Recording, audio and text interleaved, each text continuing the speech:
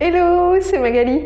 Donc on est de retour dans la cuisine aujourd'hui pour une recette salée comme prévu. Donc une recette de sauce, donc à base de poireaux, de persil, donc légumes de saison, et de tomates. Donc je pense faire régulièrement comme ça des recettes salées du quotidien que vous pourrez agrémenter à votre façon et surtout qui pourront accompagner tout type de céréales. Donc là c'est parti, on a déjà cueilli, oui pardon, on a déjà, vous avez vu ça au début, cueilli les légumes au potager et donc coupé, tout est prêt, on n'a plus qu'à faire la sauce.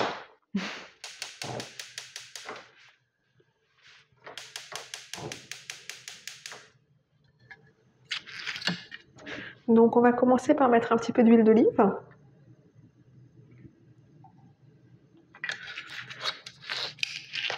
Et vous allez mettre vos rondelles de poireaux. Donc j'ai prélevé le blanc de poireau et un petit peu du vert. Le reste du vert, en fait, je le garde pour des soupes.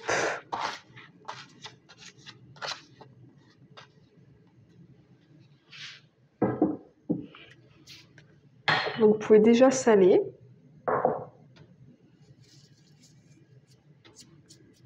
Voilà, on va mélanger.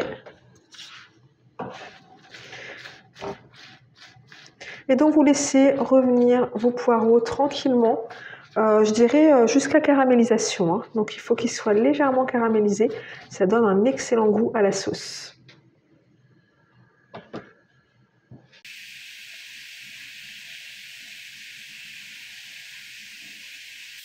Donc le poireau est bien cuit, vous pouvez même le laisser griller un petit peu plus que ça si vous aimez, hein. Là on va ajouter le concassé de tomates.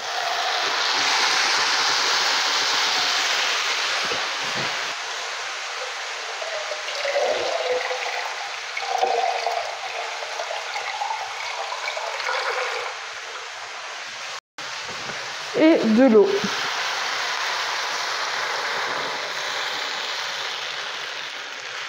On mélange. C'est parfait.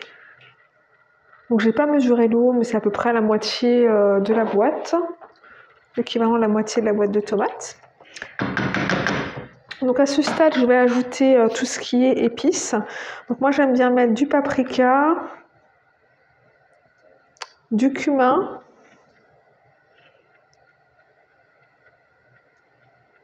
et de la harissa, sachant que je vais ajouter pas mal de persil après, donc j'ai envie qu'on sente surtout le persil. Voilà, un petit peu de poivre.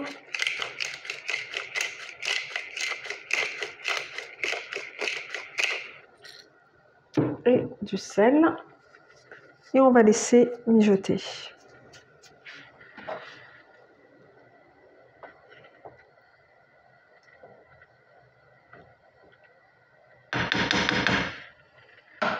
Donc cette recette, comme dit, c'est vraiment une recette de base que je vous montre. Je la fais de plein de façons différentes. C'est-à-dire que parfois, si j'ai pas assez de blanc de poireau, je vais mettre une échalote ou un oignon en plus. Il m'est déjà arrivé de mettre de l'ail aussi. Mais c'est vrai que j'ai tendance à mettre de l'ail un peu à toutes les sauces. Et du coup, là, c'est un peu la recette où je n'en mets pas. J'aime beaucoup la douceur du poireau et le goût qu'il peut donner sans qu'il y ait forcément besoin d'ail en plus. Au niveau des herbes et des épices, vous pouvez ajouter tout un tas de choses, vraiment vous amuser. Souvent, on me demande par rapport à la recette des lasagnes, qui a eu tellement de succès, c'est vrai. Pourquoi est-ce que tu ne fais pas cuire les oignons avant? Pourquoi est-ce que tu ne mets pas ci, tu ne mets pas ça en plus? C'était parce que je voulais vous montrer la recette de base. Mais c'est vrai que moi, je l'agrémente constamment et je ne fais pas forcément comme ça. Il va m'arriver de faire ma sauce directement parce que je n'ai pas le temps, comme dans la recette de lasagne, ou de la faire mijoter sur le feu avant et d'ajouter différents ingrédients. Et d'ailleurs, j'adore mettre du poireau. J'aime beaucoup faire revenir du poireau à la poêle et faire une couche, par exemple, de poireau braisé comme ça dans les lasagnes. Donc c'est vrai qu'il faut vous... Après, c'est toujours des recettes de base et on peut les agrémenter. Donc là, on laisse mijoter. Ensuite, je vais goûter et je vais voir pour le sel, voilà l'assaisonnement. Hein. Et sans doute rajouter un petit peu de sucre par rapport à l'acidité des tomates. Je ne le fais pas directement, je goûte parce que parfois le poireau suffit à contrebalancer. Donc ça, c'est vraiment à vous de voir d'après vos papilles et vos goûts. Et je verrai au niveau de la texture si je rajoute de la fécule ou pas. Puisque dans la version d'aujourd'hui, je vais mettre des haricots rouges. Donc ça, je vais les laisser aussi mijoter un peu et ça peut jouer sur la texture de la sauce. Et donc ensuite, votre sauce sera prête, c'est super rapide, il n'y aura plus qu'à ajouter le persil, je vous montrera tout ça. Hein. Et vous pouvez servir ça avec n'importe quelle céréale, que ce soit des pâtes, moi c'est ce que je fais aujourd'hui parce que bon, on est des fanats de pâtes et que les enfants adorent les linguines, donc je vais le faire avec ça.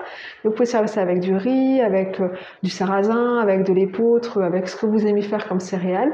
Et vous pouvez ajouter différents types de légumineuses, vous pouvez éventuellement mettre du tofu dedans, vous pouvez mettre des effilochés, vous savez, de soja, vous pouvez rajouter du seitan.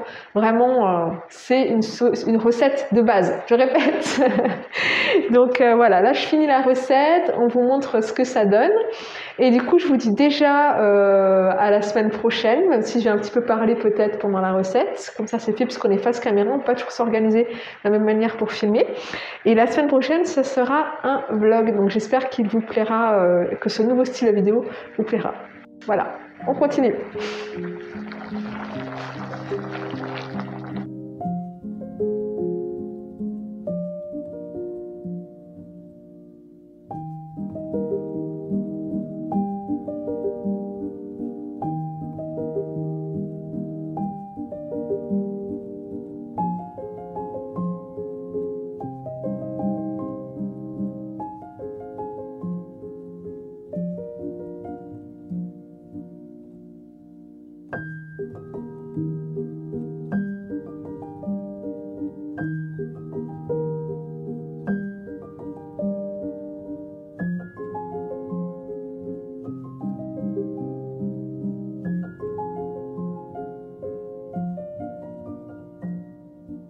Donc j'ai mis vraiment beaucoup de persil parce que on adore ça.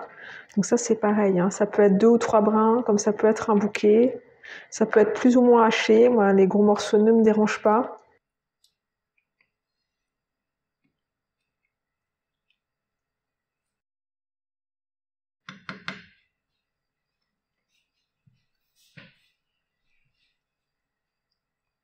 Donc voilà, ma sauce est prête. Donc finalement, j'ai ajouté tout le reste de l'eau. Donc du coup, 2 tiers de la boîte d'eau par rapport au passé de tomates. J'ai ressalé un peu, j'ai goûté et j'ai décidé d'ajouter le sucre. C'est régulier que je trouve que les tomates sont trop acides. Donc j'ai mis un petit peu de sucre complet. Ça c'est vraiment, voilà, ça va dépendre de vous. Pour la fécule, j'ai décidé de ne pas en rajouter. Maintenant, si vous voulez une sauce qui est complètement liée, où les tomates concassées vont être vraiment incorporées, faites voilà, une petite cuillère à café bombée de fécule délayée dans l'eau. Moi, j'aime bien ce côté où il y a les tomates et la sauce un petit peu plus liquide de l'autre, mais ça, c'est vraiment personnel. Donc là, je l'ai mis sur le feu tout doux, tout doux. Elle va continuer à rester chaud et j'ai plus qu'à mettre mes pâtes à cuire.